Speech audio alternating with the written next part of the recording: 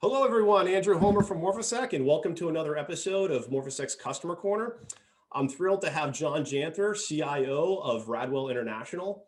Radwell is a industrial automation manufacturing specialist with operations throughout North America and in Europe. So first of all, welcome, John, and thanks for joining. Thank you, Andrew. Thank you very much. Good afternoon to you. Likewise. So John, one of the things that we talked about the last conversation that we had was how security is really an extension of your overall business continuity long-term plan that you've been embarking on the last several years. So perhaps maybe to kick this off, we can talk about how you can maybe elaborate a little bit more about the formulation of that plan, and then also how security relates to that.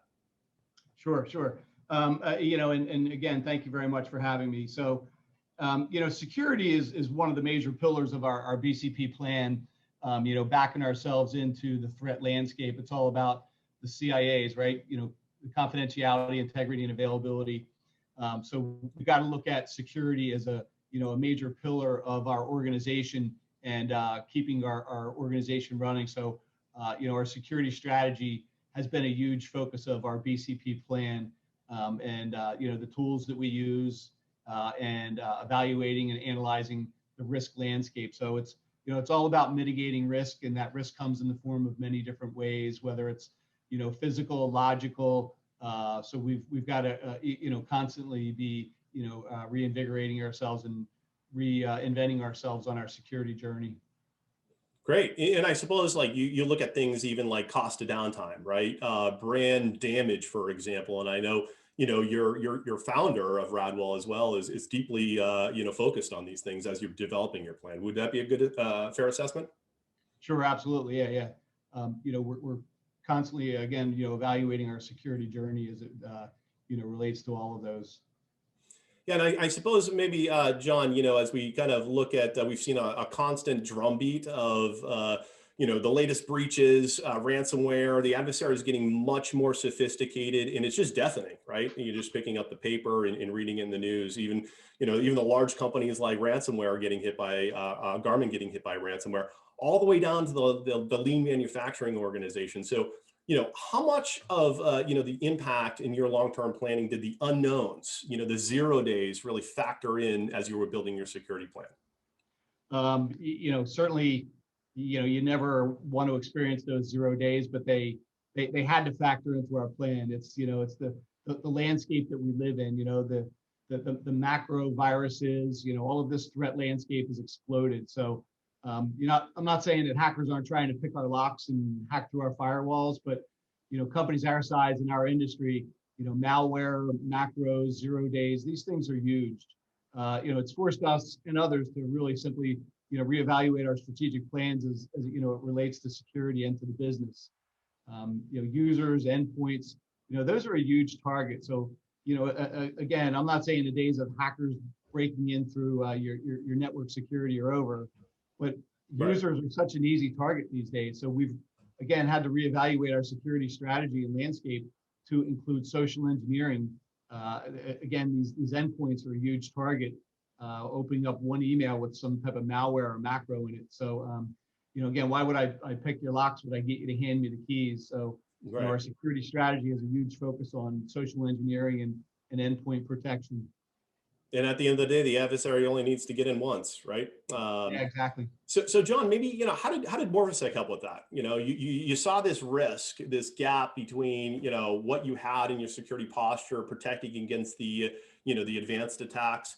How do we help you out with that? So again, when we evaluated our security landscape and our strategy plan, we saw there were some holes there for those 0 day type of attempts. So we were looking for a tool that would provide us with additional layer of prevention, and Morphisec was really able to fill that hole.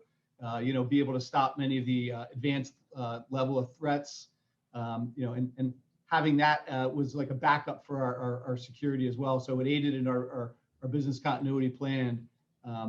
It's there to fill the holes and to keep us secure and operating. So again, it fills that security gap. It fills the business continuity.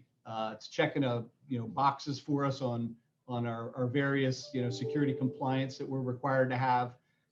So, it was really a seamless tool for us to really integrate into some of our existing tools. So it's really been an added plus for us. Yeah, that's actually a great segue into the next line of questioning, which is, the advanced protection, right? We just talked about this, but that's really only one side to it, reducing the risk. But what about the other side? I don't think we talk about this enough in the market, which is around cost savings, TCO, efficiency and use, seamless deployment, not requiring an army of people, integrating with your environment. So, how much did TCO factor in, total cost to ownership? In terms of staying lean while at the same time not compromising your risk exposure. How much did that play into this? It was a huge benefit for us. So, as we went out looking for tools, I mean, certainly you don't want to be adding, levels and levels of people and SOC engineers. We were looking for a tool that integrated and scaled well, and help make the business ROI case to complement it. So this was really an added plus for us. There's many tools out there, and one person can only look at so many screens and so many tools. Sure. So as we were putting together the business case for whatever the next tool was going to be in our security journey, I had to determine whether to budget for another headcount on that. Fortunately, with the way Morphisec was really able to integrate into our existing tool set, it really aided. So it's one screen. Morphisec is sending the alerts to our existing tool. So there's really no more added overhead for us. And it's catching things for us that wouldn't have been caught by any of the other tools. So it's really been an added plus for us. Well, that's actually a good segue, right? As you know, Morphisec is a really strong partner with Microsoft, both strategic and technical, as part of the Microsoft Intelligence Security Association. So, I know, in fact, you saw strong value from this with everything that you're saying, having a consolidated view, one single platform, and then really two companies working together seamlessly so you didn't have to do the work. So, how much did that partnership, that Microsoft partnership, impact your evaluation, say, versus, the other tools out there? Yeah, that again was really huge for us. So our team really liked the Microsoft product. It's a great tool for us. As we looked at some of the other tool sets, again, that's another tool set. It's another screen, possibly another body that's looking at that. Being able to integrate into the Microsoft tool was, again, really an added plus for us, that we felt we had pretty adequate endpoint protection, but there's really nothing like Morphisec out there that's really protecting against memory invasion. So to have it integrate for us was really a great added benefit. Terrific. So I suppose, if you were to boil it down, it's really like a three-pronged value benefit, right? Protection against the advanced attacks, also, a full end-to-end solution, as you just described, making better use of the technologies that you already had license entitlements for, but also just the ease of use and simplification of your operation. So would you say that's kind of an oversimplification, of course, but how you're also looking at that? Yeah, absolutely. So again, you mentioned the two or three prong approach. So, it's filling a security hole, a security gap. It's a business case ROI, and it's that integration into your existing tool set. So we don't want to get all these disparate tools. We need to be able to scale. We need to be able to grow, and we need to be able to see our environment and have tools that are going to give us that insight into the environment. Being able to integrate, that was really unique for us from all the other tools that we were looking at. Every other tool wanted to rip and replace our existing tools that we've Sure, of invested course in. they did. They want more money. Yeah. So we were really looking to protect our existing investment. It wasn't a whole rip and replace. It was really just, again, that hole that we were looking to fill in our security gap, and be able to plug in a tool that was filling that missing piece. It's surprising that what you're doing, that nobody else in the industry has thought of it or doing it yet. I'm sure you'll have a lot of competition out there soon. But again, the cost of it, the simple ease of use to integrate, and being able to meet that full complement of security, gaps for us was a huge win. Well, I appreciate even hearing the value from our customers is important to us. I think one of the things that stuck with me, John, I'm not sure if you remember our last conversation, is that, you look at security as a journey. You snapshot it in 2020 and things are different in 2021. And you really, you can't rest on your laurels. And, you've achieved this big milestone, but, perhaps you can share a little bit more about your mindset here, staying one step ahead of the adversary and taking a proactive approach to your security. How do you look at that? Yeah, great point. So, again, it's a journey. So, you've got to stay current on what's out there, but really, things like signature-based models, they're not zero-day protection. So, your security strategy and your journey's really got to, include that anomaly detection, and what does your baseline look like, and be able to detect when you've deviated from your baseline. So those are the tools that you're really looking for, to be able to, again, you're not protecting against malware that is known to the industry 5 years ago. Sure. You certainly want to, because it could, rise again, but you've got to be able to have that anomaly detection, memory invasion protection, and make sure that your strategies, working towards growing that.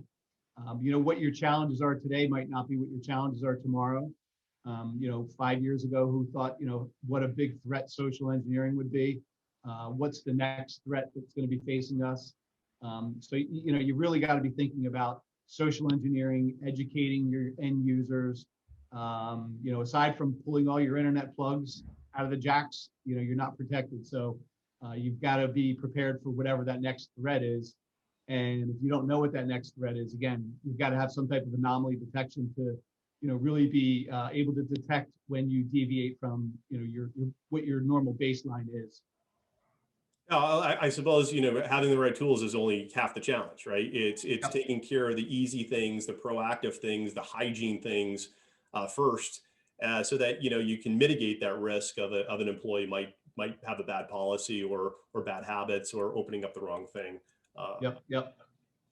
Great. So John, you've taken this strategic plan, high awareness to advanced threats, collapsing your risk, and really looking at security as a business enabler. So, I like to close these episodes. This is probably the most challenging question. If you could really boil it all down, right? What general strategic advice would you provide your peers? CIOs like yourself that don't have a CISO, have a lean team, a fixed budget. What closing advice would you leave them with of how they can effectively, better plan their security strategy to reduce risk?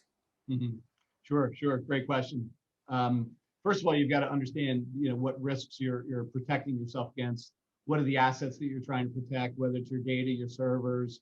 We're very focused on protecting our customers, our employees. Our data is key to our industry and our organization. So that's a primary focus of ours, a primary asset of ours. So, I would make sure that you are, looking to understand what all of your assets are, protecting against them through a multi-layered defense approach. You're not going to put some type of antivirus protection on there and be done. You're not going to put firewalls and, different, prevention and detection techniques. It's a layered approach. So you've got to be focusing on your endpoints, your north-south traffic, your east-west traffic. You've got to be looking at all these. Again, understanding your baseline, and then what tools are going to tell you when you deviate from that baseline is really the focus. So, but the focus for us these days is so much on social engineering and malware and zero-day, and that's again the gap that we were really looking to fill and the holes we were looking to fill. So we have I don't want to say a team of people. We have some people that are looking at tools, getting alerts. You've got to understand what your budget is. So, Right. There's got to be some budget, some allowance for it, whether you're outsourcing it or insourcing it. You've got to have some type of tools and some type of protection, and know what the gaps are in the tools that you have, so that you can, fill them with some other tools. You got to mitigate your risk. You've got to, either assign your risk through some, reassign your risk through some type of cybersecurity policies and insurance. But you got to know what's out there and what you're trying to protect against. Well, that's certainly important. Knowing where your risk lies is something that folks and companies of all sizes struggle with. So, John, this has been amazing. I really appreciate coming on, sharing your insights with the entire market here. For those interested in hearing more customer conversations from CISOs and CIOs like this, please visit our customer corner section of our website at morphisec.com. And once again, thanks for coming on, John. We'll talk to you soon. Thank you, Andrew.